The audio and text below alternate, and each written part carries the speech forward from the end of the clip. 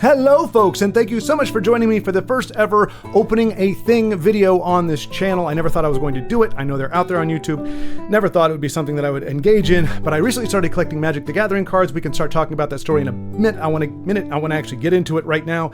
But bottom line was I had a friend tell me, hey, if you ever open anything again, do a video on it. And so I'm taking my friend up on his suggestion, and we are starting off, as the video would indicate, as the thumbnail would indicate, on the Bloomborough tins that are a Wal-Mart exclusive, at least as far as I know. Now, I did not do my homework. I cannot remember the gentleman's name. There was a fellow who made me aware of this. I will be posting a link to his YouTube channel in the description, as well as putting up a little banner or something for him, because without him, I would not have known about this.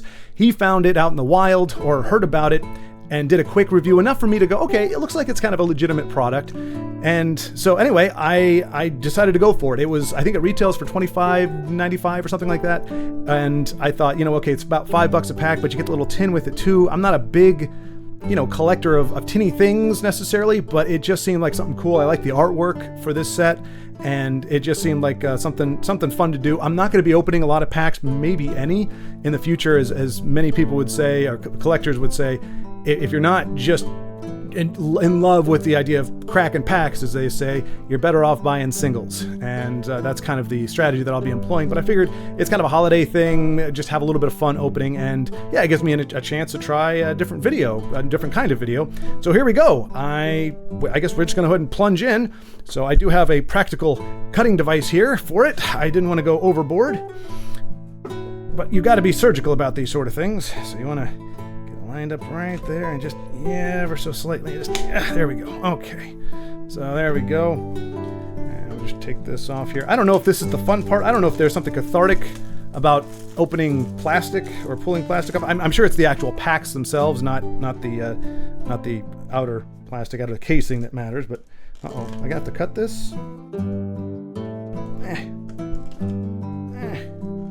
Nope, sliding it off. Sliding it right off. There we go. I like to at least keep things as pristine as possible initially, and then later on cast them aside. So here we go. So we got the little skunk fellow. He's very, very happy. He's got nuts and a dandelion of some kind. He's very, very happy. It's nice to see him happy. There we go. We got our little bit of packaging material there, and here we go. And these are the first things that and it does come in a little sleeve there, which is kind of cool. I mean, not that the sleeve is anything awesome, mind you, but just the idea that they put it in that instead of just another piece of plastic that you had to open up. And so these are the cards that are going to come with all three of them. As it was told to me, and as I can certainly understand, when you have a mass release set like this, these are not going to be worth anything as singles, really, but they are useful cards.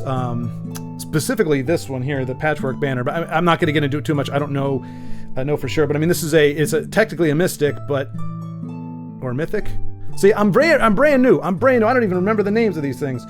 It's either a mystic or a mythic. I think it's a mystic, but who knows? Anyway, it's legendary.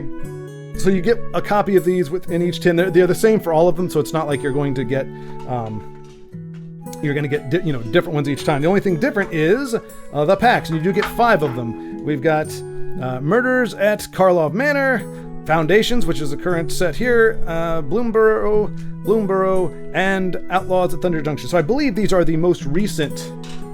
You know what? Let's go ahead and make it pretty here. Make it pretty. Sorry, and feel free to fast forward in here. I know this may not be the pace that many people would like, but like I said, I'm kind of figuring it out as I go. All right, we're not going to use the overhead method. We'll start with this one, I guess. This is probably the one I'm least excited about in terms of the card options. I'm just not into the Old West very much. Now, this is going to look weird to some folks.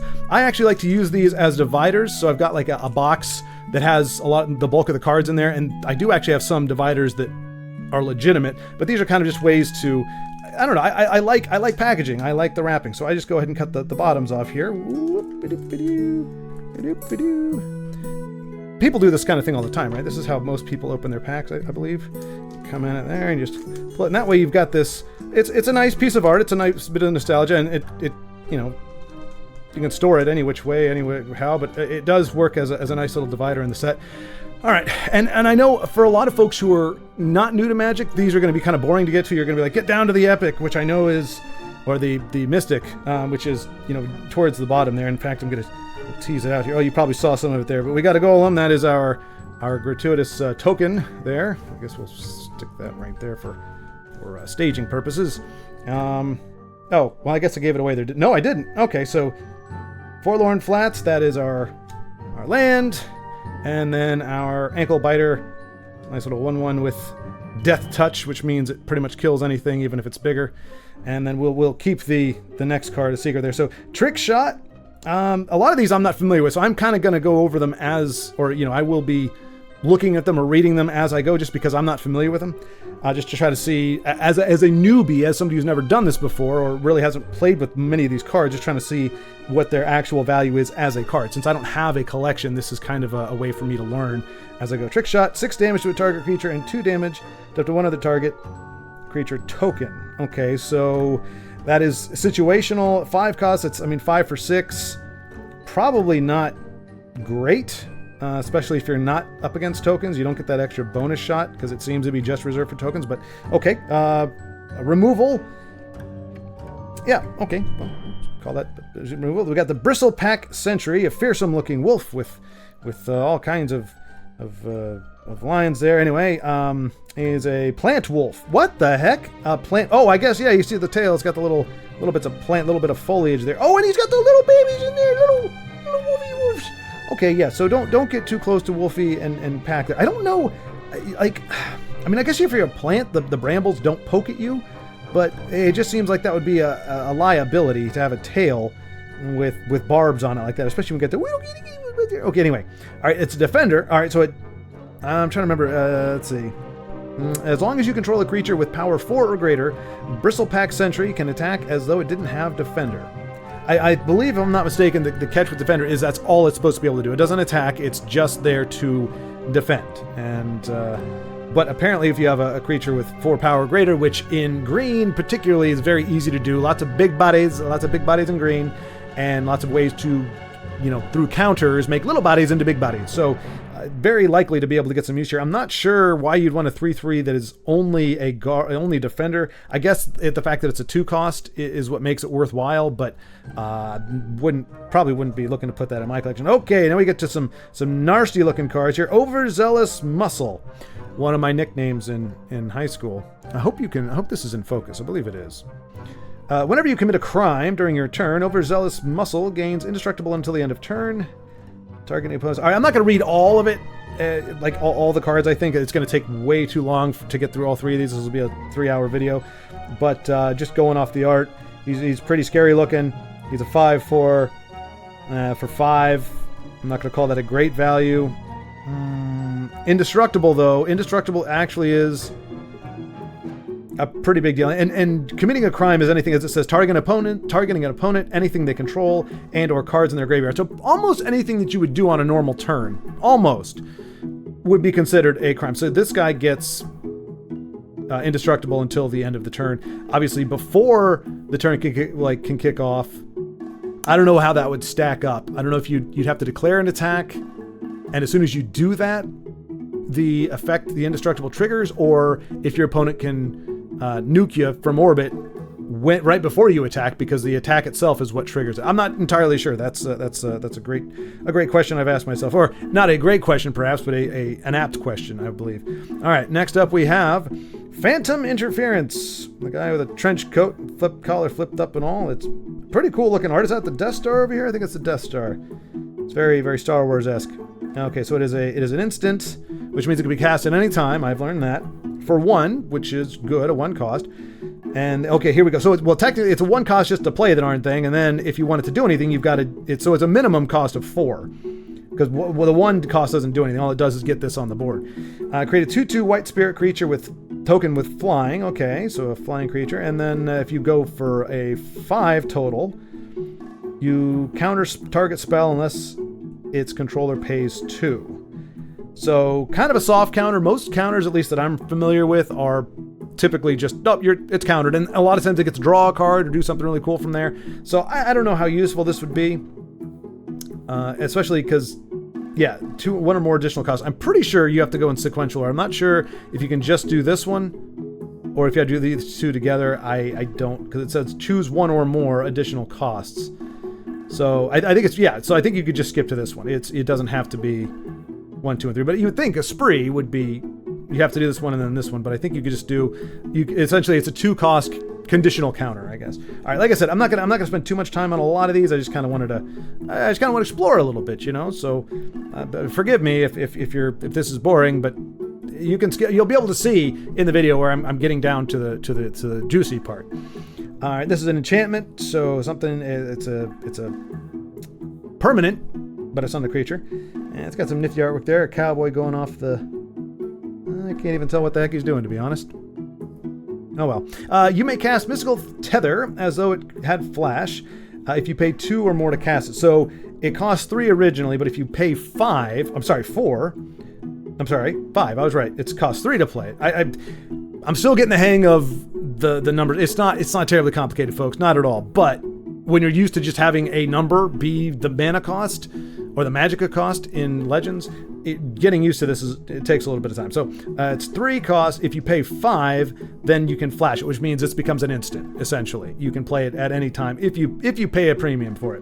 When Mystical Tether enters the battlefield, exile target artifact or creature an opponent controls until Mystical Tether leaves the battlefield. Okay, so this is not like one of the enchantments. Well, I mean, it's going to stay on the board, but it's not one of those ones that keeps giving you like an aura or gives you an effect as you go, because it doesn't say aura on it. This is one of the ones where, I don't know if you've ever seen it, but it's you pretty much say, okay, that card, I'm tucking this under this card and setting this off to the side. So unless you can nuke this at some point, that card is essentially gone for forever. And not a lot of people that I've come across, at least on Arena, run a ton of enchantment removal. So I mean, I do. I try to run as much of it as I can because it's a very prevalent thing. But this is, I'm always leery of this though, because it's, you know, you pay a chunk to get a creature off, which isn't too bad, or to get it out of there, and it doesn't go to the graveyard. It doesn't get exiled, so it does eliminate your opponent's potential to interact with it, but all they have to do is find a way to destroy this card or this enchantment, and it frees whatever it was that you were imprisoning. So it's a temporary fix depending on what your opponent's running. Then we got Djinn of Fool's Fall. I believe that's how you say it, right? The D is silent. It's just Djinn. But it's a 5-cost flying creature, so I like it. I like flying creatures.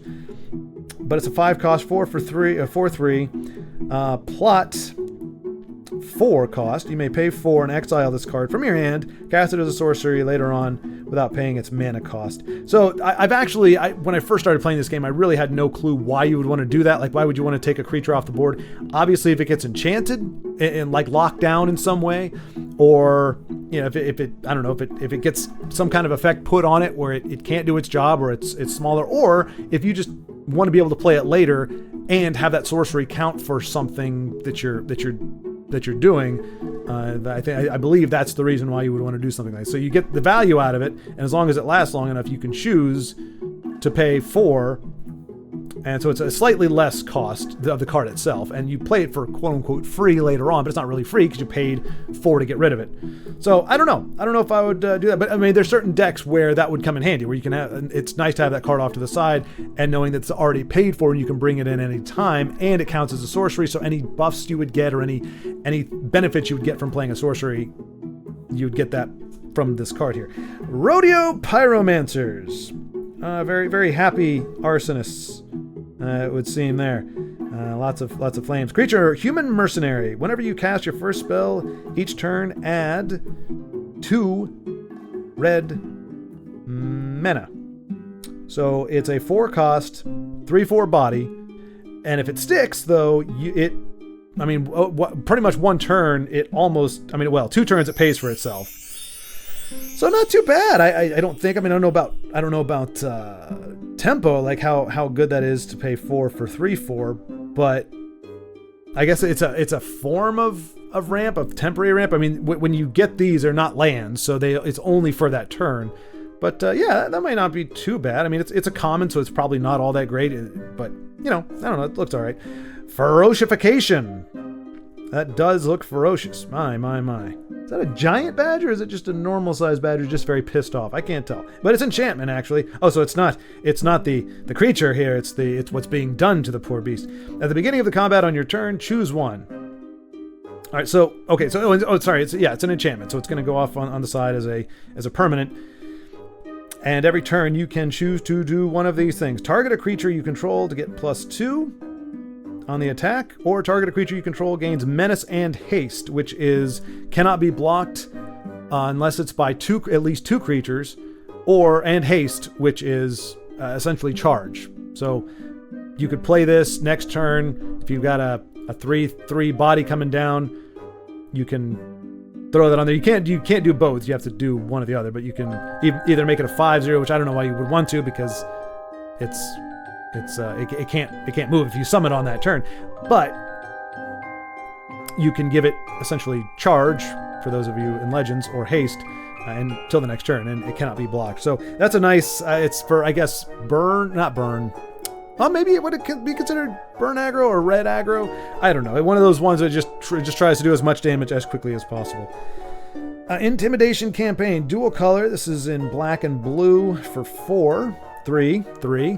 I'm so good at math. All right, it's another enchantment. When Intimidation campaign enters the battlefield, each opponent loses 1 life. You gain 1 life, and you draw a card. Okay, that's not too bad. So when you play it for 3 cost, you get a life and you draw a card. The card more important than life, but life is a currency. It's a resource, as many people will tell you. Don't be afraid to use it. So, which is interesting, because a lot of people say, like, it's really important. Like, especially if you're running black, you can get a lot of great effects from essentially paying with your life, paying that resource, being your health, your life, in order to get an effect, to get a card draw or whatever. And yet, cards that give you life are belittled as being like one of the, I've actually heard people call them the most useless thing in the game. And I'm not suggesting that I know better than they do, but I'm thinking, well, if it's a resource, if you think of your health as like cash, and as long as you're not flat broke, you're okay. It doesn't matter. If you lose the game with 1, or if you win the game with 1 life, 1 health, you still win. You don't win any less. So don't be afraid to use that as a resource. Well, why wouldn't you want cards that can give you more of that resource, especially in colors like this? This is black, or half black anyway. Why wouldn't you want to add to that resource so that when you have to pull from it, you're not bringing yourself too close to that broke point? So I'm not saying that this card in particular is good. I just think, it's just interesting that people are quick to say that spells that use your life at a deficit are a good thing, or that, that's just wise use of resources. But yet cards that actually increase the amount of that resource are worthless, or not seen as a very helpful mechanic. I find it interesting. I'm not saying it's wrong. I'm just finding it interesting. Whenever you commit a crime, which, as we said, is pretty much doing anything, honestly, it tells you, right? And that's a nice thing. Read the card, understand the card, read the card. Oh wait, no, that doesn't actually tell you. Well, you just have to kind of know, as we've learned, pretty much anything you do to your opponent is a crime. When you're targeting your opponent, banishing something, there's a plethora of things you can do to commit crimes. So whenever you do anything, essentially, most things, you may return Intimidation campaign to its owner's hand. Okay, so yeah, so this is something you can play ad nauseum, it would seem. You play it, and as soon as you do something afterwards on that turn, like I said, attack, do really anything functional, you can put this back in your hand and play it again. So it's perpetual card draw as long as it doesn't get eliminated, and as long as you've got enough of a board where you can actually do stuff on that turn that would be considered a crime. So, I don't know, seems pretty cool. Arid Archway, Land, Desert. So this is one of those ones. Archway enters the battlefield tapped, so not great. You want most of your lands to come out untapped, but when Arid Archway enters the battlefield, return a land you control to its owner's hand. When Arid Archway enters the battlefield, return a land you control to its owner's hand. Well, that would be your hand, right? Now, this is one of those cards that I'll admit, or the writing that does, in fact, confuse me a little bit. Because it's making a distinction. It seems to be making a distinction, a very clear distinction, that owner's hand and a land you control may not be the same thing. But I'm not familiar at this point. I haven't come across a time where I control a land that I also don't own, or that I control a land that I didn't play. So I'm not really sure what that is supposed to mean, or what that distinction is supposed to be. And honestly, aside from... So you would have to... If another desert, so you would have to have another desert land, or land that is a desert that is currently in play. If you take it off the board and put it back in your hand, then you surveil 1. And oh, here we go. Tapping it, you add 2. So that's actually good. So I would... So you don't have to return a land you control. I'm not sure, again, why you would. Maybe if it's tapped or something. I don't know. I'm not really entirely sure. Anybody you can let me know if you have a clue why. I really don't know. But yeah, so you can only surveil if it was a desert. So it's a little bit of a limited spectrum of things you can actually do with this in terms of getting that surveil. I'll be honest, I understand surveil is a big deal. If you look up the dual lands that give you the opportunity to surveil, those are like $20-$30 cards usually. I don't like surveil as much because I'm not a regurgitation deck. I don't bring things back from the graveyard all that often. So for me, I would rather scry and say, okay, I don't need this right now, but I'm going to put it at the bottom of the deck, and it may get shuffled, or it may be something I could pull later on. Whereas surveil, if you discard it, if you don't want it, it goes in the graveyard. And so unless you have the ability to recoup things from your graveyard, which I mean, I guess in a neutral color like this, it would go in for any deck, ideally a black one, I'm guessing. What you wouldn't, why you would want to, and I don't know why you would want to return a land that you've already got in play, that you've already, it's already there, it's already functioning. But maybe if it's, I don't know. Maybe if there's a land desert that can enter not tapped, it just is a swap out. You just swap this for that. I don't know. Anyway, but it's these I still have to figure out, but I think it's probably pretty good. I don't know. Anyway, complete. Oh, there is our epic, and oh my gosh, it looks like somebody made a gross mistake. They started off doing a really cool snake, and then they decided to make it a horse, but they kept the scale, so it is a... Oh, no, we know what it is. This is, as you can tell now, this is a horse, a snake that ate a horse, and then put the saddle on somehow. That's clearly what's happened here. Caustic Bronco.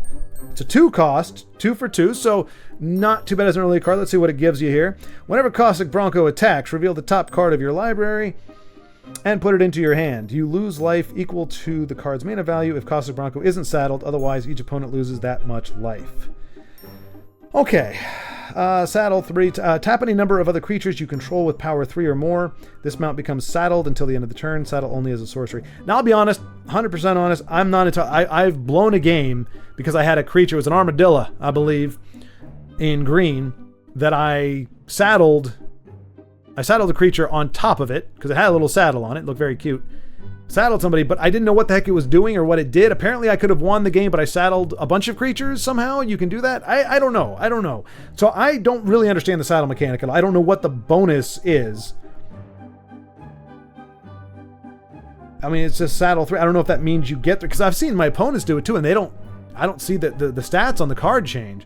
So I'll be honest, I don't know. I understand the top part of the text, but the saddle aspect...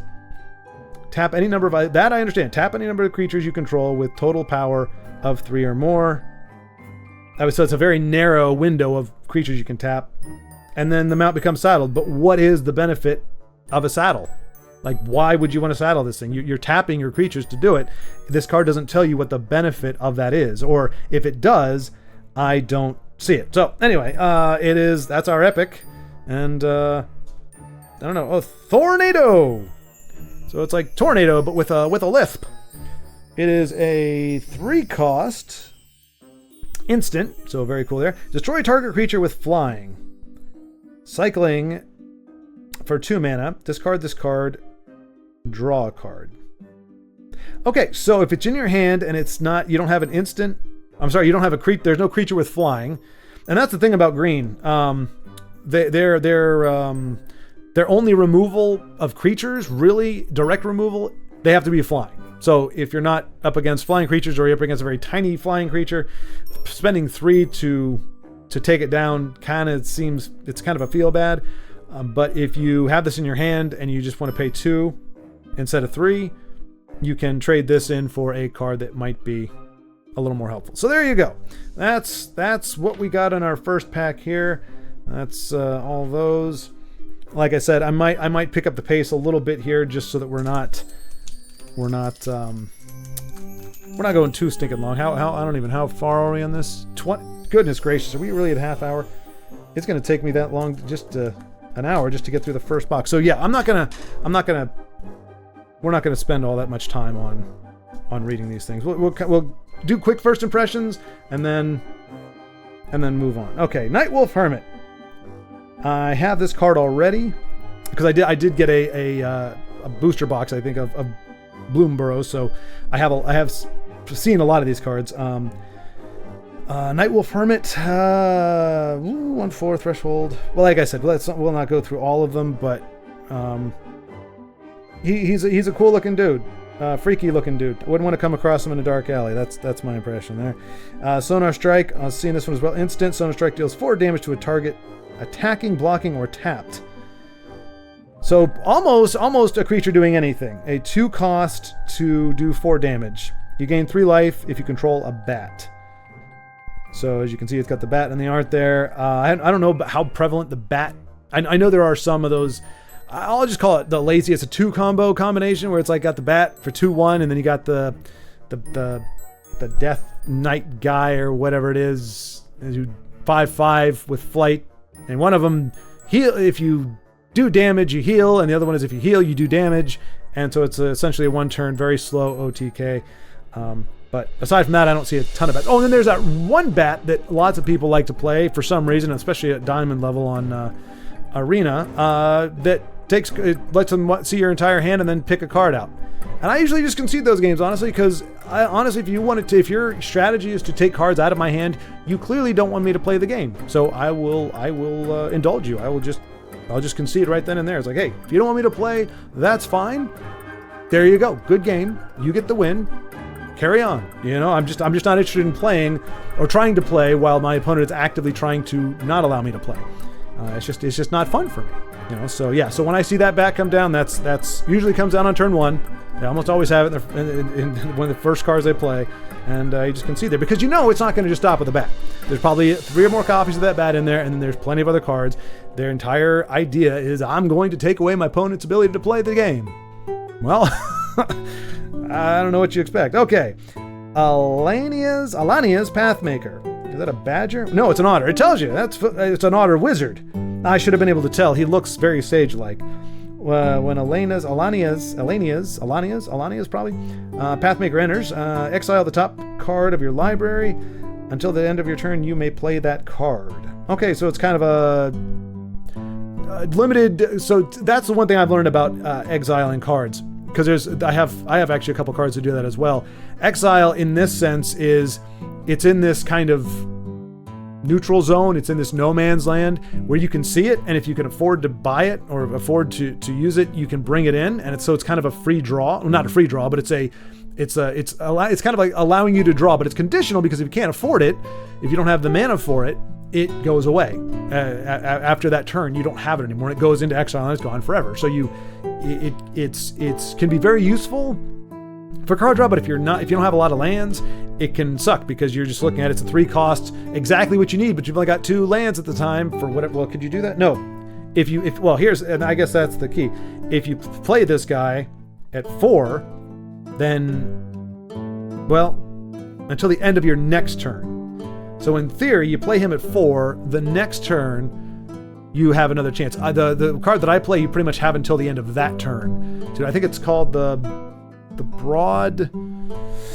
bone. Man, I should know this. Bone Hoarder Dragon. It's a 5/5, and at the start of your turn, it brings you it exiles the top 2 cards and kind of puts them off to the side. And if you can pay for them, you can use them. Otherwise, they go away and they're gone forever. So it's kind of a cool deal. I'm guessing this is again more for it's a 4/2, so more aggressively statted, and it's probably for that for more aggressive decks to help out their card draw here. Scales of Shale. Oh, I like that. I don't like it looks like a claw that has grown a hand. Oh no, and a pair of briefs? What is that? He's got a loincloth? Are you kidding me? Am I supposed to believe that this creature... Oh, wait, no, that's just one of its hands. Okay, so to me, it looked like... come on. Look at that. It looks like it's a head sitting on top of a claw, but then you have to see... Okay, you got the going in the back there, and so it's a lizard, or a lizard-like creature, but it's in this dynamic kind of superhero pose. So you got the one arm out there, this arm stretched out, and he's got one leg that looks like he's probably twisting his leg. Like, I don't know how his foot is planted, but it probably is not doing good for his knee there. And then his other leg is probably kicked out behind him, and he's wearing a loincloth. So he's a very conscientious, he cares about making sure he's decent while he's attacking. That's nice. So it's an instant, a 3-cost instant, so a little costly here. Spell costs 1 less to cast for each lizard you control. So if you have a plethora of lizards, this could come out for as cheap as free.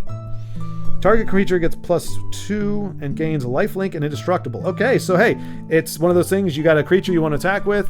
It's about to get nuked. If it happens to be 2 or 3 lizards, you play this for free. Right as your opponent's about to do a thing, it becomes invincible and pushes on through with a +2. So, I mean, instants are pretty good, I think, in general. They can change plays. They can bait out cards that like for removal. It's happened to me many times. What they call that combat mechanic or combat shenanigans. Anywho, Tree Guard Duo. I have 2 or 3 of these already. It's a 4-cost. When Tree Guard Duo enters until the end of turn, target creature you control gains Vigilance, which is where you can attack and then still guard. Usually in this game, if you attack, if you go on the offensive, you're tapped and your opponent can just ignore you as a guard. But when you have Vigilance, you are able to attack and then go back on the defense and not. So, it's kind of Iron Man football type deal. Gain Vigilance and +X, where X is the number of creatures you control. So this is another one that rewards you having a plethora of creatures. Would you say we have a plethora of creatures? Guapo, I am not as educated or as smart as you. Anyway, it's three amigos. So yeah, if you have a lot of creatures, this could be a really big deal. Really big deal. Gives you the ability to be defensive or be offensive and then still not have to worry about getting your face kicked in. Pearl of Wisdom. Sorcery. 2/3 cost. This spell costs 1 less to cast if you control an otter. Alright, so yep, another one. There's a lot of cards out there, and I don't know about this. Are otters really that? I mean, I know they're lanky, but that just looks really... his legs are facing this way, his arms are facing that way, and he is twisted all kinds of weird. All kinds of weird. I'm guessing they can do that. They have no backbone or something? It's a very, very flexible, these otters. Draw 2 cards. I mean, so yeah, if you've got a few otters out there, this could be a very cheap way to draw 2 cards. And unlike, usually when I see these kind of cards, it's draw a card, discard, or draw 2 cards, discard a card. So to have just a pure draw 2, even without that, at 3 costs to draw 2, it's not a great value, but if you need the cards and you've got the land, you need the cards, it's not a bad thing to have. I don't know that I've seen enough creatures that I would think about building an otter deck exactly, but hey, well, to each their own. Corpseberry Cultivator. Now that sounds disgusting. You think eating something called a corpseberry would make you deathly ill, but apparently not. Squore Warlock. Well, there you go. I mean, I guess warlocks they're just built different, At the beginning of combat on your turn, you may forage. And foraging is defined as exiling 3 cards from your graveyard or sacrificing a food. Or, whenever you forage. Okay, no, foraging, put a +1. Okay, I'm not entirely sure here. I think usually foraging is the card will tell you what it's doing. So it says when it tells you to do something, it tells you what it actually is. Exile 3 cards from your graveyard or sacrifice a food. Okay, so essentially, kill the dead or banish the dead to beef up your Squirrel Warlock. So he's a 2/3, so he comes in pretty good. Now it comes at a 3 cost, very flexible on what you need in order to buy it. But unlike a lot of other cards, it would be kind of in this thing. Usually it's kind of the other way around. It's 2 cost and then either a green or a white. This one gives you a little more flexibility in which one you've got, but you still have to have colors in there. You can't just have just basic lands, which not so many people just have basic lands anymore, or as far as I know, I don't know. Anywho, yeah, so there's plenty of cards like this. If you've been able to discard, and there's a lot of cards that try to, and I think this is black, right? Yeah, black and green. In black, there's a lot of cards. Discard a card, throw a bunch of cards in your graveyard, get them out, because otherwise you play this guy and there's no way to put a counter on him because he's probably one of the first ones in. But anyway, No, I'm not a big fan of meddling with the graveyard. If it's in the graveyard, I'm okay with it just staying there. But lots of folks like that mechanic. All right, the Rat Warlock. So we got another Warlock here. So another devious card. It costs 4. Mind Drill Assailant. Threshold. As long as 7 or more cards are in your graveyard. Like I said, doing a lot of milling. We'll see. Milling. I think milling is what you do when you're blue, and when you're black, you're discarding. I mean, it's fundamentally, functionally the same thing, but I think they just flavor it differently, if I'm not mistaken. But yeah, as long as you've done that with 7, which I guess that would synergize with this, but we're talking about completely different colors. You could do a black, green, and blue deck, and I have seen it those, I think, but a little trickier to pull stuff off, just in terms of how you work your lands. But as long as you got 7 cards in your graveyard, this little guy gets +3, so it becomes a 5/5 for 4. Seems like a lot. I mean, it's a late game card. In terms of, in theory, it would take you a little while to. Oh, here we go. I didn't even see the Surveil 1. So you can pay 3. Look at the top card of your library. You can put it in your graveyard. So yeah, some functionality after you get him out there, but just I think the cost is pretty high. That's probably why he's a common. Like I said, folks, I'm not an expert in this. I've learned some of the principles of these kind of games by playing Legends, but I'm by no means an expert. So forgive me if my assumptions or presumptions are completely erroneous. Hoarder's Overflow. I've seen this one before. It's a 2 cost. When Hoarder's Overflow enters, whenever you expend 4, which means to essentially play 4 lands, or 4 mana, I guess. Yeah, you expend 4 as you spend your 4th total mana to cast spells. And just a reminder for anybody who doesn't know, spells in this game is pretty much anything except for lands. Creatures are spells. The idea of Magic, for the uninitiated, is that you are a planewalker. You are somebody who can move, shift between planes. You've got the spark. You got the touch. You got the spark. And you are, when you are battling somebody, you are summoning into existence from other planes of existence, or summoning into battle from other planes of existence, creatures, spells, effects, and things like that. But they're all summoned. They're all spells. So you cast a spell and bring in a creature. Cast a spell and have an effect. Have a kaboom, or a cantrip or something. So they're all spells. So pretty much anytime you play 4, which now this is an enchantment, so it's on the board already. You play it at 2. If you play it on curve, then you've got about 2 more turns before you can this will actually trigger. But when it does, you put a stash counter on it, and then for 2 cost, you can sacrifice the enchantment, discard your hand, and then draw cards equal to the number of stash counters on Hoarder's Overflow. So if you've got a butt-kiss hand, or you've only got 2 cards, or you've only got 1, or 3, well, a low number, and you've got a lot of counters on here. So I guess 3 or 4 turns in, if the game goes on that long, in theory, you could discard a low number of cards and draw up 3 or 4, maybe. So not too bad. And again, I guess for aggro decks where you want to keep the momentum going, you start to run low on cards, that might not be a bad idea. Plume Creed Mentor, very bold and magnificent bird, being listened to by a bunch of other little birds. Okay. Flying, 2/3, cost 3. Whenever Plume Creed Mentor or other creature you control with flying enters, put a +1/+1 counter on target creature you control without flying. So this rewards you for having ground-based and aerial assault creatures. It itself is, of course, a flying creature, but as soon as he enters, and any other flying creature enters, you can put +1/+1 on one of your ground troops, which is kind of cool. Long River Pull. Ooh, that's bad. That's that poor little froggy. That little froggy's about to get eaten by, it looks like a crocodile, if I'm not mistaken. Or it could be an alligator. I don't know. Y'all can let me know. Chances are it's neither one, because I don't think they just have vanilla crocodiles in this game. So for 2 cost, it's an instant, so good. Gift a card. You may promise an opponent a gift as you cast a spell. If you do, they draw a card before its other effects. So I do this, I allow my opponent to draw a card and counter target creature spell if the gift was promised, and said counter target spell. Wait. Okay. So if it's a creature, then you can just counter it with this card. You don't have to pay anything more. It's 2 costs to counter a creature spell. So they try to summon in a creature. You can pay this as it is, and it will counter that creature and tell it, no, you cannot come in. However, if the spell is not that, like maybe it's an effect or it's an enchantment, anything but a creature, then you want to gift a card. You give them a card, so it ramps it up. It ramps up its versatility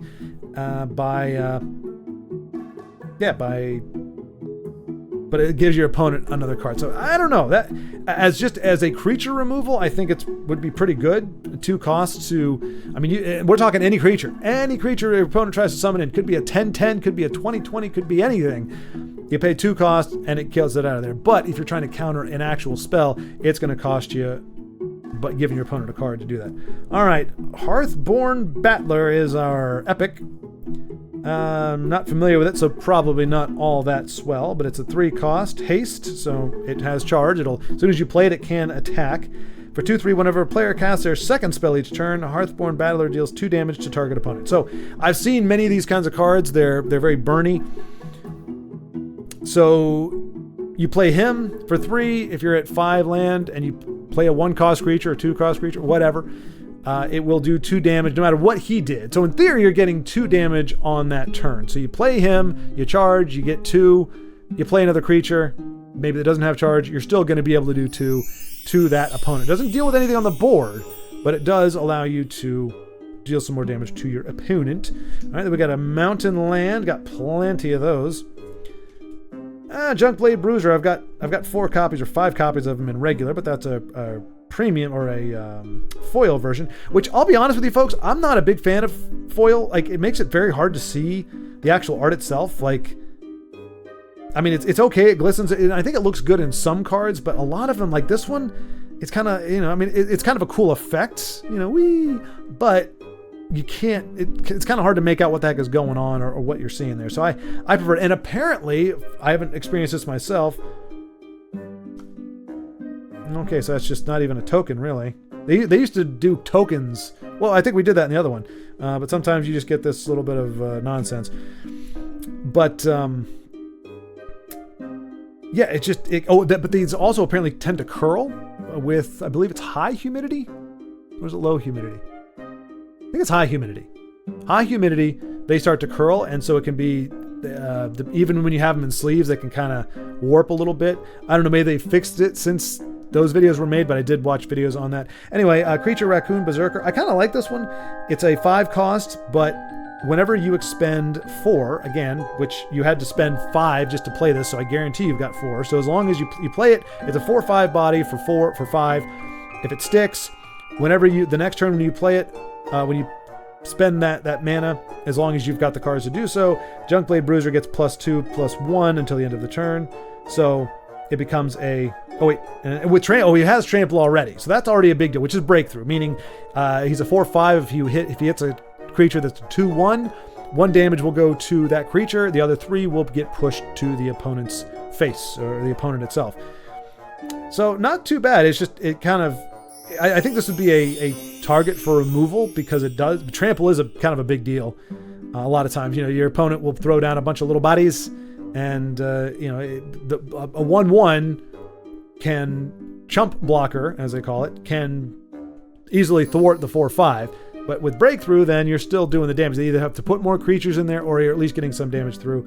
I mean, but it is a common, so obviously it's not statted to be amazing, but I like it. I think it's kind of cool. So here we go. Gonna cut the bottom off another one. Oh my gosh. I might have to do multiple videos. This one's going on for a long time. I'm not trying to drag this out. I'm just trying to, experience and learn as I go. Let's go ahead. What is this? Oops. Rust Shield Rampager, token creature. Cool. So we actually got an actual token there. And we got a shore up. Shiny. See, this one's not too bad because it's darker in general, so you get a better idea of what's going on. So it looks okay. Like I can actually, it kind of almost, if you don't have the direct light shining on it, it almost looks like the card like the regular card, but as soon as light catches a little bit of it, you're like, oh, okay, that's pretty shiny. But instant target. I'm sorry, instant spell for 1 cost. Again, usually is pretty good there. Target creature you control gets +1/+1 and gains hexproof. Oh, this is actually very good, at least in my understanding. I've gotten screwed so many times. I'm trying to remove a creature that I know is going to be a problem. Like, let's say it's, I can't remember. It's a Hydra, I believe, is the name of it. It's got the three heads. It's in green. And essentially every time you play a land, it doubles in size. It doesn't get +1/+1, it doubles in size. So it goes from a 1/1, as soon as you play a land, it goes to a 2/2. Opponent passes the turn, I say, okay, I need to firebolt that or shoot it with some kind of removal in order to keep it from growing. Because as soon as it duplicates again, it becomes a 4/4. As soon as they play another land, it becomes a 4/4. And then it's out of range of all but the most ridiculous and heinous of spells. Fire spells, so, or energy spells, or however you want to think of it, destruction spells. There you go. But my opponent will have something like this that buffs up the creature because it's an instant.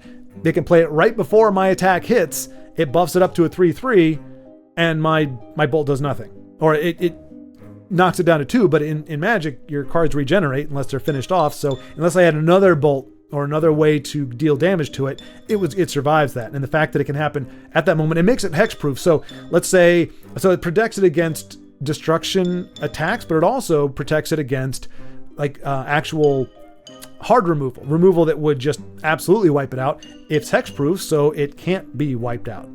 It just can't be done unless it gets hit by a creature. It ain't going down. So again, not a very expensive, or not. It's a common, but I think it's a pretty good effect, or at least the ones that I've seen have definitely screwed me over enough to make me believe that it's a good thing. Run away together. So this is we actually have. So here we go. The next tin we got is this card right here. So looks like an otter and a frog. Not sure. They seem to be very much enamored. These aren't two chums. These are two creatures that seem to be staring lovingly into each other's eyes. I'm not trying to read too much into it. I would call myself a hopeless romantic, but I'm not really sure how interspecies, and I'm not even sure because, as I understand it, this is obviously is not a frog and an otter. These are forms of. If you think about them, they're humanistic or human-like. They're sentient beyond what we would think of as frogs and otters. This isn't just an earth frog and an earth otter. These are effectively. In theory, they built a boat. They built a freaking boat. That's a nice looking boat. They got railings and everything. It's a very nice boat. Not really sure if they're getting enough wind of the sail to really move them because the otter looks rather hefty. But I guess I guess that kind of thing can work in the magical land of magic. But interesting. It's a nice sentiment, I guess. Good for them, I suppose. Anyway, it's another instant. 2 costs this time. Choose 2 target creatures controlled by different players. Return those creatures to their owner's hand. So this seems to be a commander-oriented card, even though it was in the Bloomborough lineup. That text is very indicative of it being ideal for commander. So by different players. Well, I guess in theory it could be you and your opponent, but typically I'm guessing it would be 2 different opponents. Return those creatures to their owner's hand. So if so you use this, and it's an unsummon essentially for 2, which really is not that bad. I don't know why that. I don't know what makes a common not a common, but it's interesting to me. I think that's pretty big to be able to unsummon. Your opponent just dropped down a big body. Let's say they were in black and they were doing that cheesy, milled it out of their hand and used a 4-cost card to summon a 22 power creature. You pump it back in their hand, and they got to figure out a way to pay for it to bring it on the board because they didn't do it the right way. They didn't do it the original way, which is, you invest the mana in the land and you work at it and then you can create this creature. No, they took a shortcut. They killed it and then they brought its corpse back out. And so if you can send it back to their hand, now they've got a 9 or 10 cost, whatever it was initially, they've got to pay that to get it back on the board. I feel like that's kind of a big deal. And be able to do that to two different people, two different opponents. And in theory, I mean, again, it works for you and your opponent. Like, let's say, again, it's one of those things where your opponent has enchanted your creature and it really can't do anything, or there's something, or your creature has a summon effect that you want to re-trigger. You could say, okay, my opponent gets this big body off the board and I get my draw mechanic back, or my healing mechanic back, and I can play it next turn because it's cheap cost. So pretty cool card there. For a second I thought it said Pilated. Pilated Provisioner. Okay, so yeah, so mice and birds are getting along. Does that have a toothpick in its bill?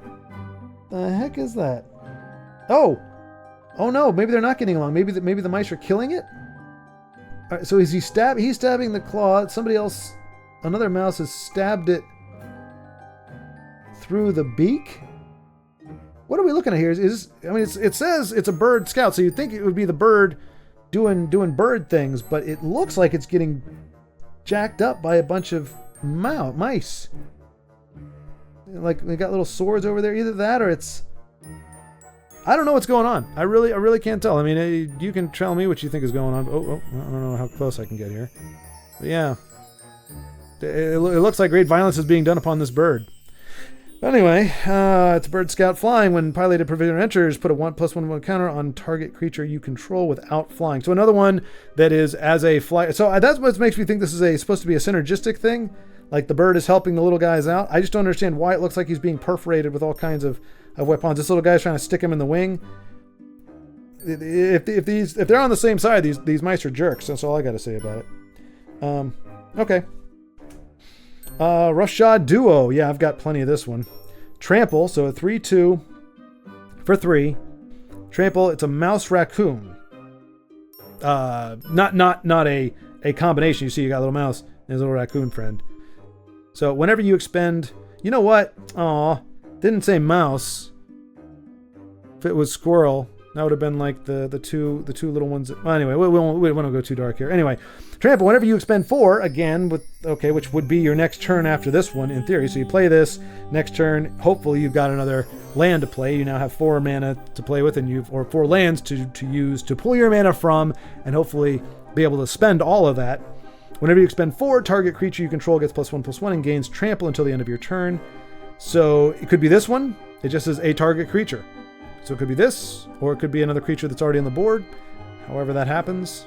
So I wonder if you have 4 mana and you play this, and then you've got a bolt or some action for 1, if you can put that effect on a creature that's already, or if that counts. If that counts when you summon it, or it has to be already on the board and it's an additional 4 to that, or if this can be paid as part of that. I'm not entirely sure. I have to figure out how that goes. I mean, it says you expend 4 as you spend your 4th total mana to cast spells during a turn. So if you're able to play this and you play at least 4 more after it, or I'm sorry, at least 1 more after it, then I think it would trigger on this as well. Early winter. Oh, little mouse making his way, not really dressed for the weather, but boy, is does that look a little glow bug he's got back there? A little lightning bug? I think it is. Not much help though. It is an instant, a 5-cost instant. So choose 1. Exile target creature. Target opponent exiles on enchantment they control. Or target opponent exiles an enchantment. So it's either nuke an enchantment or a creature.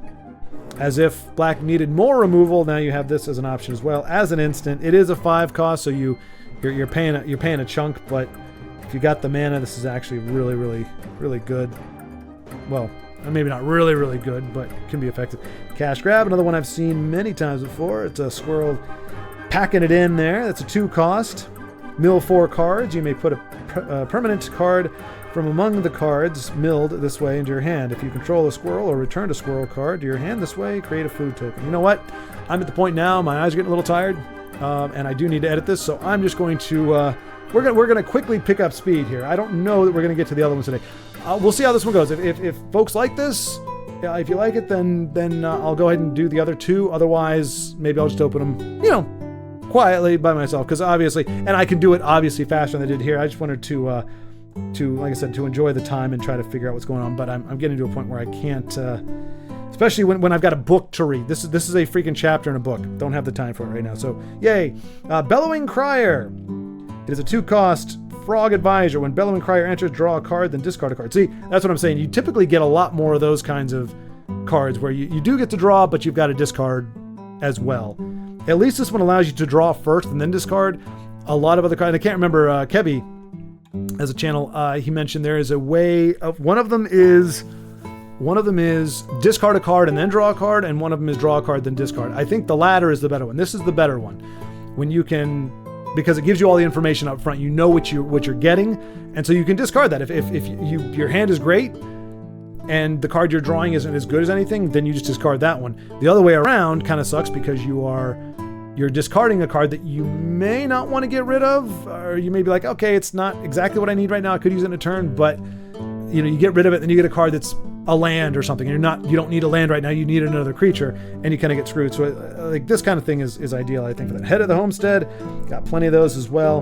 Head of the Homestead enters, create 2 1/1 white rabbit creature tokens. So yeah, definitely goes into the whole rabbit breeding type deal there. Uncharted Haven, a land that's a fetch land essentially, not the expensive good ones, but a fetch land. Uncharted Haven enters tapped, and that's one of the reasons why it's not one of the better ones. As it enters, choose a color. Add 1 mana of the chosen color. So it does give you diversity. It's I guess it's kind of like a dual land. Yeah, I guess it kind of is, because so it's not a fetch. It doesn't. It stays, and just like a dual land, it enters tapped. But instead of it being red or white every turn, you determine whether it's red or white. So a little more. But honestly, it could be of any color, is what it's saying there. So you choose which one it is. So it's more versatile, just kind of like the dual lands. Perhaps I guess maybe a little bit more versatile, but it enters tapped like most dual lands do. Dewdrop Cure. I have not seen this before. That's cool art there. Aw, the little guy. He's really had a rough day. He's really had a rough time. Look at the expression, the way they do that on the eyes there. It's so much pain. He's gone through so much, and he's just looking up at this beautiful dewdrop, hoping for a cure. So 3 cost, it's a sorcery, not an instant. Gift a card. Okay, so remember before, you can give your opponent, allow your opponent to draw a card. Return up to 2 target creatures cards, each with mana value 2 or less, from your graveyard to the battlefield, which is something that a lot of these animal decks have plenty of. If the gift was promised, instead return up to 3 target creatures. So, yeah, so you can return 2 without having to give your opponent anything. If you want to return 3, then you can you give your opponent an extra card as well. So, might just want to go for the 2. Obviously, you're not getting the full value out of it, but it just depends on how awesome you think your opponent's card could be against what you're trying to do. Splash Lasher. It might be the first time I've seen him. Oh, no, I've seen it before. Frog Wizard. Yeah, he looks like a frog wizard. It's a 4 cost, 3/3 offspring for 2. You may pay an additional 2 mana as you cast this spell. If you do, when this creature enters, create a 1/1 token copy of it. Okay, so it can asexually reproduce on the spot and spit out a 1/1 if you pay 2 mana, which I'm guessing you can do that ad infinitum, as many offspring as you want to have. As long as you've got the land to pay for it, you can do it. When this creature enters, tap up to 1 target creature and put a stun counter on it. Okay, so it's a 4 cost, 3/3 that has a potential to grow some babies. At the same time, when it enters, it does allow you to stun a creature. So you essentially, it cannot. Yeah, it's tapped, and it can't do anything for a turn. I believe is what that for one. I mean, 1 counter. A stun counter usually is for 1 turn. Repel Calamity. It's a really cool art. Really cool art. Seen it before, but it's really nice. I got this flaming wolf fellow approaching this meek, mild-mannered mouse with a rapier. I'm gonna say the odds are on the wolf, but I think we're supposed to believe the mouse can get it done. So it is a 2 2-cost instant. Destroy target creature with power 4 or toughness 4 or greater. Which honestly, that's really when you're going to want to do. I mean, there are some creatures, as I said, that come down as with 1 or 2, like that the 3-headed animal or dragon thing. What did I call that? The Hydra, the grassy Hydra or whatever it's called. There are some that are small that you want to get them before they get big, but a lot of the time you're going to want to remove something that's got a pretty big body, and that is a toughness 4 or greater. So, it favors cards that are like 2 5s or 3 4s, well, yeah, something like that. What'll get you is one that has a lot of power but doesn't have a very big base, as much toughness, and then you can kind of be screwed. But still, as an instant for 2. To be able to get rid of a big body, that's a pretty big deal. And I think the art is very fitting. And we got planes. We got our holographic planes. That is, I don't think it tells you, but they have all the different seasons. This one looks like it's probably, well, it's not fall. We don't see any leaves. I think it's summer. It's probably summer. Yeah, a little bit of wilting there, a little bit of things kind of sagging. I think that goes into fall, spring. Everything's a little more vibrant. All the plants are kind of upright, and then of course you got fall and winter. Okay, and then you got Azure Beastbinder. Probably not anything special, but it is an epic. It's 2-cost. Rat Rogue Vigilance. Azure Beastbinder can't be blocked by creatures with power 2 or greater. Okay, so. Yeah, I mean, so if you buff him up, that could be pretty awesome. But as a 1/3, him being able to get past bigger bodies, not quite as big of a deal, I don't think. Whenever Azure Beastbinder attacks, up to 1 target artifact, creature, or planeswalker an opponent controls loses all abilities until your next turn. If it's a creature, it also has base power and toughness 2/2 until your next turn. Now, wait a minute. Oh, okay, there you go. Okay, 2 power or greater. So it makes it just small enough that it can't be that it can't block Azure, but so you don't want to buff him up, because if you buff him up, like if you put an artifact or something on him and he becomes a 3/4 or a 4/4 or something, I don't think there's a lot that make him that big, but like makes him a 2 or a 3. Wait, no. Never mind. Nope. Disregard. Still makes it 2/2. Disregard what I said. It's fine. Nope. They know what they're doing. Okay, cool. So, all right. We got 2 packs left. We'll go ahead and do the Murders of Karlov Manor first.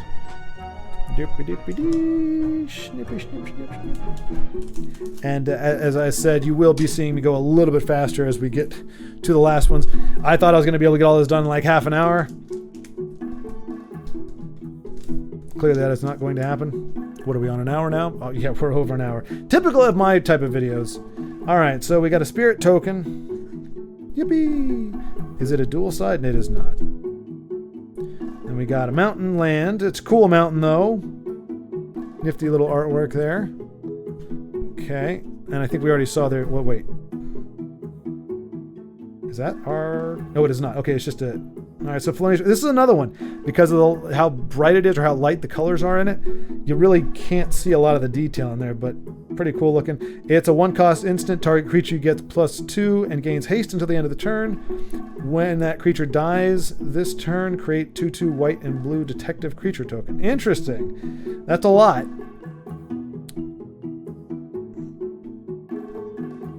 But it is saying that creature will die this turn. When that creature dies this turn. Not sure why it guarantees that it's going to die. It doesn't say when that creature dies. It says when that creature dies this turn. Create a 2/2 white and blue detective creature token. So I guess you're only going to play this on a creature that you expect to die. So you get +2 and haste, which is charged, so it's going to go. But I guess that's more of a defensive thing, because you're expecting to die. So I'm not really sure how what situation that card would work in, but I'm also not thinking about it too seriously at this point. As I said, it's not a terribly comfortable setup really. So yeah, Dog Walker. Oh boy, this is exciting stuff here. Human citizen, vigilance, disguise. I have seen this one before. Again, it has a paragraph. It's it's a common 2 cost. One of these ones where you can flip it over and reveal it to be something it's not. I'm not going to go into the detail there, as I said. Well, there we go. See, here's a nice side-by-side comparison. You see, it's prettier when you get the reflection on it, but you get more of the detail. You see more what's going on in the regular version than as opposed to the holographic or the foil. It's harder to get a good vibe on it because when the light's not on it the right way, it's like a photo negative, and then even when you do get it, it's kind of to be fair, there is really no detail in this. This is all just kind of bright light, so you're not really missing that much there. But yeah, I don't know. It's just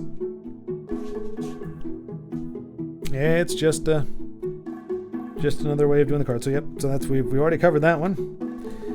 Extract a confession. Oh, this looks devious. No, nobody looks like this. This looks like a miserable circumstance right here. No matter what it is, it's a 2-cost sorcery. As an additional cost to cast the spell, you may collect evidence. All right, so this is gonna be another paragraph one. Yeah. Sorry, when I see the paragraph, like my eyes just kind of glaze over. I'm like, you know what? I don't mind reading it, and in fact, you kind of have to, because if your opponent plays it, you need to know what the heck. You need to know what your opponent can play. But when I'm just kind of looking at cards, giving them a first pass, as soon as I get to chapter 2, I'm like, okay, I'm done. So we got a topiary panther. No, it's a little plant, a plant panther. Yeah, why don't they use so it's a trample 6/5. Okay, crap, that's actually a lot bigger than I thought. That is a 6-cost 6/5 with trample, basic land cycling. For 2 mana, discard this card, search your library for a basic land card, reveal it, put it in your hand, then shuffle. Okay, so this is another one where, do you need... So, which is kind of nice. So you go, okay, if you can play this particular card, it means you've got at least 6 mana. So you're doing okay. You're doing okay with lands. If you've got this card in your hand and you can't play it because you don't have enough lands, well, then you can discard it. So it's kind of you're not forfeiting, but you're paying for your present with the future. You're saying, okay, I no longer have this big body that I can deploy in 2 or 3 turns, but it's going to give me a land so that I can actually play, hopefully, a card this turn or next turn. So, I mean, it still costs 2 to do that, but it's essentially a 2-cost draw mana or draw land card. Well, yeah, and then put it in your hand. Yep. Defenestrated Phantom. Defenestration sucks. I'm just going to say it right now. It's a flying, 4/3 with flying, but it costs 5, so definitely understated for that. Disguise 4. Again, this is another disguise. You may cast this card face down for 3 as a 2/2 creature with ward. That costs 2 to break the ward. Turn it face up at any time for its disguise cost. That's another mechanic that I can get into later. Thinking Cap. I don't think I have this, but I have seen it played on Arena equipment. It benefits if it's a detective. You can equip it for 1. If the card is not a detective, it's going to cost you 3 to attach it. And I'm not sure when it says equip only as a sorcery. I mean, I guess that means it's not an instant. That's the best I can think. That you have to equip it. In as part of the process. You can't just throw it on there. If your opponent, we were talking about earlier, your opponent targets it with a removal that is just enough to take it out. You can't throw this on there at the last minute, give them a hat, and call it good. It has to be played as a sorcery. It has to be played, within the sequence of events. Anyway. But yeah, it gives +1/+2, so a decent defensive buff, if nothing else. But yeah, if you're not equipping on a detective, you're definitely overpaying for it. You're paying 1 to put it on there, which isn't too bad.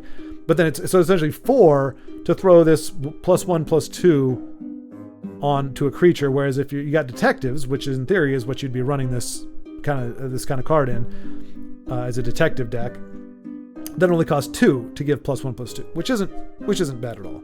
I don't think. But it's not great, but it's probably not bad. Makeshift Binding. Okay. It looks like a ribbon, a elemental ribbon of some kind, but it is a 3-cost enchantment. When Makeshift Binding enters the battlefield, exile target. Okay, this is pretty similar to what we saw before. Now, the only difference is you gain 2 life at the end of it. We've seen that before where the enchantment essentially captures the creature, and as long as that enchantment stays, the creature remains caged. But if you can destroy the enchantment, then the creature comes back. And usually you've done it to a creature that's already on the board. So when it comes back on the board. I've done that to my opponents several times. They've taken something away. I've taken it, destroyed the enchantment, and my Terror of the Peaks, or my twin flame destroyer, whatever it's called, comes back, and then it's like, oh, then you got to find a way to get rid of it again. So it's a temporary solution, but it does give you 2 life in the process as well, which is pretty nice. Burden of Proof. It's an enchantment aura, so it's something, and it's flash, which means it can be played as, instantaneous, kind of like an instant. And it's a 2-cost flash enchant creature. Enchanted creature gets 2/2, an additional 2/2, as long as it's a detective you control. Otherwise, it has base power and toughness 1/1 and can't block detectives. Okay, so this can be either good or bad. If it's a detective, it's going to give you a nice bump in stats. But if you are trying to get through or around a character, you don't want a character to be a problem, then you can enchant it, and it becomes a 1/1 and can't block detectives. So Mighty Creature, a big 25/25 creature, going to do a 1/1 until or unless the enchantment is destroyed. So I kind of like that. It's a dual use. It can either be there to buff up your offense, or it can be there as a defensive card as well. I like this one actually myself. Case of the Shattered Pact. When this case enters the battlefield, search your library for a basic land card, reveal it, put it in your hand, then shuffle. Okay. And so for those who don't know, I think this is a saga. Well, no, it's a case. Obviously not a saga. I think this just happens every turn. That's how the sagas go. It's turn 1, turn 2, turn 3, but you can skip all the way to turn 2 or turn 3 if you want to. This, it looks like it's different. I've never played a case before, but it costs 2 to play it. So you can search your library for a land. There are 5 colors among permanents you control. At the beginning of the combat. Okay, so somehow you have to. This is a neutral, so it can be played in any deck. But you essentially have to have, 5 colors among your permanents. So so your dual attributes isn't going to get it done. Yeah, I don't know. I can't think of the amount of decks where you'd have to be able to have 5. It's kind of like Unite the Houses in Legends. Only I don't know how you. I know the cards that help you get different cards on the board in Legends. I don't know what there is in Magic, but anywho, solved. At the beginning of combat on your turn, target creature you control gains flying, double strike, and vigilance. I mean, that's pretty good. Flying, double strike, and vigilance. That's really great, but that's a lot to get there, though. 5 colors among permanents you control. I mean, now granted, that's your enchantments, that's your artifacts, and that's your creatures, but 5 colors, I don't know. Repulsive mutation. Now you see, it's repulsing the mutation, but he also looks like a repulsive mutation. But it's an action, not a creature, so I guess it's not talking about this deformed, creepy-looking bastard. It's this energy he's reflecting, I suppose. So I mean, here's a 2 cost, or here's 2 mana. I don't know where the heck you'd get the other 3. Anywho, it's an instant for at least 2 plus X. So +1/+1 counters on target creature you control, then counter up to 1 target spell unless its controller pays mana equal to the greatest power among creatures you control. Okay, so if you've got a 5 power creature, then your opponent has to. This is a conditional counter like the other one we saw, but instead of just saying, if your opponent has 2 to counter it, this is. If you got a big body on the board, then the controller, the person casting the spell has to be able to pay that amount in addition to the cost of the spell in order to do whatever it wants to do. So, pretty powerful there, I guess. And it's doing two things. It's countering a spell and putting counters on there. I'm just not sure. I'm guessing X is a mana cost. Yeah. So, yeah, okay. Cool. Oh, this is the first one. I've never had one of these before. This is interesting. Hustle and Bustle. Instant. Target creature attacks or blocks this turn if able. I'm not even sure how these work, really.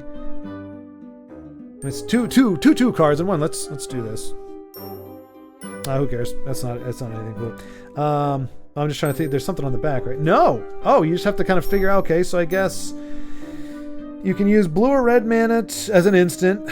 Target creature attacks or blocks this turn if able. So I guess you can make a creature do something you want. And then for 6 cost in a completely different color set, creatures you control get +2/+2 and gain trample until the end of the turn. You may turn a creature you control face up. I'm not sure the point of this. Like, why not just have a Bustle and why not have a Hustle? Why are they both on the same card? I mean, especially when they don't even have overlapping colors. So you would play this in a red and green deck. You play this in a blue and red deck. Or I guess you could play this in a red, blue, and green deck. I don't know. But anyway, our last card here is Ill-Timed Explosion. It is a 4-cost, draw 2 cards, sorcery, so not instant. Then you may discard 2 cards. When you do, Ill-Timed Explosion deals X damage to each creature, where X is the greatest mana value among cards discarded in this way. So, you draw 2 cards, and let's say, and one of them costs 5, one of them costs 2. You can discard both of those, or discard if you like. I mean, I have seen this used in action. I think it's actually it has utility, but it's just it depends on what you draw and what you've got in your hand. But this does damage to each creature. Now that includes yours. It doesn't say opponent's creatures. It says all creatures or just among creatures. So, and that's why I guess it's called ill-timed, because it's catching your creatures in the blast as well. But you can make it as big or as small as you want, depending on how many it says you may discard 2 cards. Now, that's another thing. It's very clear. You draw 2 cards, and then it says you may discard 2 cards, but it doesn't say you may discard up to 2 cards. It says you may discard 2. So you don't have to discard them. You could just use this as a 4-cost draw 2. If I'm reading it right, but then it says then you may discard 2 cards, in which case you can't just say, okay, well, there's 1 card that I don't really need. I'm going to discard this one and use that as the explosion. If you're going to discard any, you have to discard 2, is what I'm reading that as. It doesn't give you the option to nuke more than 2. I'm sorry, to nuke less than 2. You have to. If you're going to do it, you got to go in with 2 or nothing at all. Which I guess makes sense, because it's saying, hey, you draw 2 cards. In theory, those 2 cards are supposed to be part of your fuel for this explosion. If you're gonna do it at all, it's got to be with those. And so, I mean, you could have an explosion. I mean, just however your most expensive cards are, you could have that much damage, or you could do it, a much smaller explosion. If you only need to, let's say it's a bunch of rabbits, you only need 2 or 3 maybe. So you discard 1 or 2 cards that cost that amount. I don't know, because that does, if you have to discard 2 cards, then it makes it a little trickier, because let's say you have a 2/3 on the board, and you've got a bunch of bunny rabbits that are 1/2s and 2/2s, and you want to get rid of just them, but you've got to play 2 cards. You can't say, oh well, I only want to do 2 damage. You just have to hope that you discard 2 cards that total mana is only 2. Otherwise, you're going to destroy your creature as well. Not the end of the world, but I mean, that's why it's called Ill-Timed Explosion, I guess. But an interesting card, gives you something to think about. Here we go, last pack. Oh, yeah, I think we're at probably 1 hour and 15 at this point. So I do apologize. Like I said, you can leave, if you care enough at all, if this was entertaining at all. If it wasn't, you could say, yeah, we'd like to see you open the other 2, but just do it a lot faster. Just show the cards, don't talk about them. Or, hey, just keep doing what you're doing. It's kind of fun. I'm learning, or whatever. Let me know. Or just go, nope, not really interested. Don't really care. These aren't exciting cards, because I don't know what is. Oh no. Okay, that's not our epic, but we do have a Sure Strike. Interesting. All right, so 2-cost instant. Target creature gets +3 and gains first strike until the end of the turn. So it's a combat trick. That's what it's called. It's a combat trick. So you can play this. You declare that you're going to attack. Your opponent says they're going to defend. And let's say that you wouldn't be able to break through. It's a 3-5 and you're just a little 2-3. And your opponent's like, aha, I'm going to block you. You can play this as an instant. It's going to give you +3 and first strike. So first strike, if you would kill that creature, so in that case it would. So let's say it's a 5-4, or no, what did I say? Yeah, 5-4. And you've got a 2-3. You put this on there, it becomes a 5-3 against his 5-4. You have first strikes. Usually you would cancel each other out. You would do the 5 damage to him, he would do the 5 damage to you, and you wipe each other out. But because it gives you first strike, that means you hit first. So if you were able to take that creature out, in this case you could, because your 5 is bigger than his 4, then it doesn't get a chance to hit you back. And so it is a one-way trade. You actually survive. You don't get to go past him. You don't get to hit the opponent in the face, but you do get to take that card out. It's a combat trick. It's something you can play. Again, is it 2 costs? Probably not too bad to be able to do that. But oh, there we go. Wait, nope. I was like, wait, we didn't get an epic. Bloodfell Caves. I've got several of those. Against common, not a big deal. And another goblin token. Lots of those. I don't know. Hey, we actually got a different dual side. That's helpful. A lot of, like you said, a lot of the ones just have like a QR code on the other side. It's nice to have, multiple use for these tokens here. Okay, Eaten Alive. I've seen this one played several times. Not a big fan, but it's a 1 cost. An additional cost to pay this spell, sacrifice a creature, or pay an extra 4. So it gives you that option, a little bit of versatility there. But exile target creature or planeswalker. So my understanding is, if a creature is indestructible, this would be the only way to do it. You can't do damage to it. You can't destroy it. But being able to exile it, like I said, planeswalker or a creature, it's a big deal. And all it costs is 1 mana and a card. And there's plenty of gimpy, doofy little cards in black that you can have that, little 1 cost. It can't be a token, but an actual creature. Doesn't have to be a special creature, a big creature, but 1 mana and a dinky creature can wipe out, could pretty much remove anything ever, I believe, unless it's hexproof, because this would be a hex. So if it is not hexproof, but if it's invincible, if it's invincible or indestructible, I guess, this would take care of it. I believe that's how that works. Grow from the Ashes, something I've seen before. First time we've seen a kicker on here, though. Kicker 2, you may pay an additional 2 as you cast this spell. Otherwise, it's a 3 cost. Search your library for a basic land. So it's a 3 cost spell to summon land or to get land, and puts it on the battlefield. So it doesn't put it in your hand. It actually, you pay 3 and essentially you get a land. And if it was kicked, which means you paid 4 for it instead, search your library for 2 lands. So yeah, so it's a fetch. It's able to fetch lands for you if you want them. Mocking Sprite. Yep, seen this one here. Fairy Rogue, flying instant sorcery spells. You cast cost 1 less to cast. So it just makes, especially for blue, which is really big on the sorcery and the spells and whatnot, having this little Mocking Sprite on there as a 2/1 for 3. A little overcosted, but it does mean that all your any spell that's really not a creature spell is going to cost you 1 less, so you can do more. Helpful Hunter, no kitty with the little yep. Kind of a morbid implication there, but luckily no blood or anything. Just it's either it just happened to find a feather laying on the ground, or it felled a bird that's actually of a pretty good size. If its feathers that big, that's a pretty big bird. It's a pretty feisty cat there. Appearances are deceptive. Deceptive. It's a cat. Costs 2. You draw a card. So you get a 1/1 body and a draw for 2. Not the worst. Goblin Surprise. Looks like an albino or abominable snowman surprise, but it's a 3 cost. It is an instant, so it can happen at any time, and you can either creatures you control get +2. All the creatures you control get +2, or you create 2 1/1 tokens. I'm guessing if you're playing it as an instant, you're probably going to go for the +2. But that's a pretty big deal. And because it is a spell, there's plenty of red creatures that do damage to face whenever you play a spell. So you're not only getting the +2/+2 on whatever you have on the board, you're also getting whatever pings are going to come from being able to play this instant. Spitfire Lagac.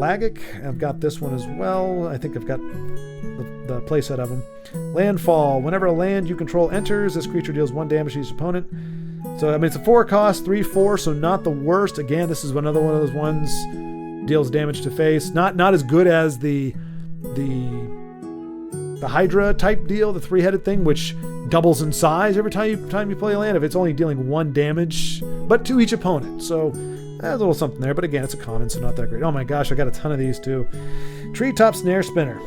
Reach. This creature can block creatures with flying. That's a pretty nice thing to have. It's a grotesque thing to look at.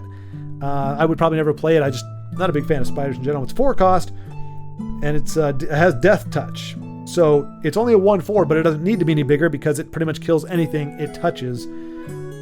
Yeah, there's really nothing unless you. I think one of those spells we saw earlier takes away all creatures' effects for that turn. Unless it's doing something like that, this is going to kill whatever creature you have.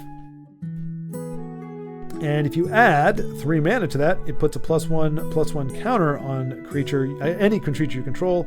Activate only as sorcery. Again, not entirely sure what that means. Why only as sorcery? I guess again, it's specifying that's not something you can do instantly. You have to do that in the appropriate time.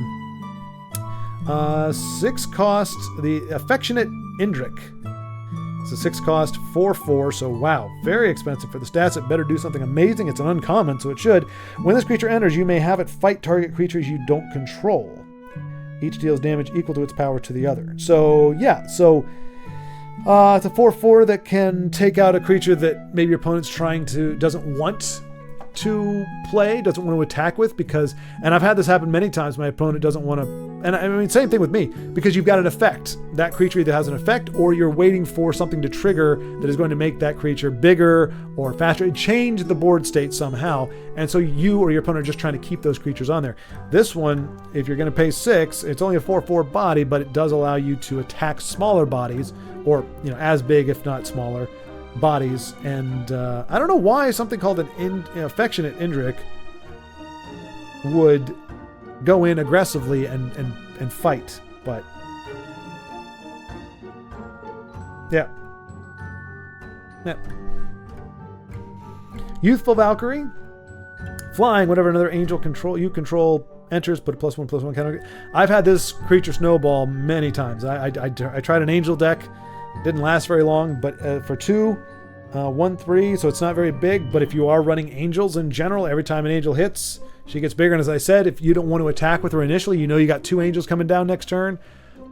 And right now it would be in an unfavorable trade or an unequal trade with whatever creature it is. You just hold on to it. You don't attack with it for a turn. You throw 2 more angels down. She becomes a 3/5. Changes the situation. Not a bad card. I like that card. Skyship Buccaneer. It's a creature. It's a human pirate for 5, 4/3. So a little understated there. Flying. Raid. When this creature enters. Oh, he's got wings. I just noticed that. I thought he was just leaping in the air holding his sword, but he's actually got these artificial wings on there. And I was like, how's he flying? He's just a dude. Okay. If you attack this turn, draw a card. Okay, so and that's what raid is. So when you play him, in theory, you want to have a creature already on the board that was able to attack. If that happened, then raid is triggered, and you get to draw a card when he enters. Garrick's Uprising. It's an enchantment for 3. When this enchantment enters, if you control a creature with power 4 or greater, draw a card. All right, so that's just putting the enchantment down. You will draw a card for 3 cost if you've got some big bodies there to work with. Creatures you control have trample. Okay. Each of those creatures can deal excess damage. Right. Whenever creature you control with power 4 or greater enters, draw a card. So this is kind of, in a way, it's actually pretty darn good. Similar to, so you got Up the Beanstalk, which is I think it's 2 cost, but you draw a card when you play it. And every time a creature with 5 power or more enters, you draw a card. So this one's a little more conditional on the entrance. You already have to have a creature with 4 power or greater already on the board to get your first card draw. But then after that, not only do all your creatures now have trample, which is kind of a big deal because you can have some big bodies, but as I said, if they don't have trample, they can be chump blocked by little 1/1s and they can be utterly thwarted. So this kind of gets around that. So it gives everything trample, which is pretty cool. And any creature that enters with 4 cost or less, or 4 power or less, you get to draw a card. So unlike the Beanstalk that requires 5 power, this only requires 4. So your likelihood is more conditional. Like, it's your ability to draw when playing this card is lower. It's conditional, whereas the Beanstalk is not. It also costs 1 more. But after that, you don't have to have quite the size creatures coming down in order to trigger its draw. So that is Garruk's Uprising. I think that's pretty cool. All right, and the last card of today of the Bloomsboro box, the Skunk, it's a red card. Okay, nothing cool. Brass's Bounty. For each land you control, create a treasure token. Okay, that's actually not too bad, really. Well, 7 cost. Never mind. I didn't see the cost. I'm looking at it through, like, under the camera, so I did not see that it is a 7. If it wasn't a 7 cost, I would say that's pretty darn cool, because it's essentially doubling your mana for a turn. So for every land, if you have 7 land, obviously 7 or 8 land to play this, then you get 7 tokens. So I guess it actually gives you a second turn, or it renews your turn. So it costs you 7 to play this, but in theory, if you've got that 7, it's going to give you all that 7 back in tokens, or 8, however many you happen to have, how many land you have. So it's essentially giving you enough mana for a second turn. And since you're playing it before combat, in theory, if you're just playing it right out of your hand, then yeah, you are, well, it either means you've got 14 mana to work with the next turn, or you have a fresh 7 to work with this time. So essentially it pays for itself. I don't know if that's any good or not. My brain's a little befuddled, but there we go. That's what we got. Nothing incredibly sexy or astounding. That's not why I bought this. It was just kind of that fun of opening packs. And I know some folks, I like to do as well. I like to do where you peel it open from the back and you peel it back and you get the foily noise and all that kind of stuff. I might do that for the future ones because I don't need to keep all of these. I just wanted to keep a few, just because I don't actually. I mean, I've got Foundations. This is my first Karlov Manor, and I got Bloomsboro. And then Thunder Junction, that's also my first one. So, yeah, I just wanted to have them for posterity. You can stick cards in there and pretend like you're opening packs for the first time. You can actually do that. You can put more cards in the bottom, and then you can do the whole opening thing from the back. You see, and then it makes you feel like you're opening. You just have to kind of pinch the bottom so they don't fall out. But yeah, you can simulate opening the pack at least one more time. So that's kind of cool, I guess. Anywho, thank you so much for your time, so much for watching. If you made it this far, I don't know how bored you must have been, but I appreciate your time. And like I said, if there's enough feedback, I would say at least 3 people that say, yeah, go ahead and do another one. Even if it is, hey, do it, but do it faster. I'll do it. Otherwise, I'll give it a couple days and I'll just open them. But we have the last 2. We've got the otter one, and then we've got the mouse one, still to be open, but that'll do it. Yeah, there we go. First opening something video, and yeah, cool. That's it. Bye.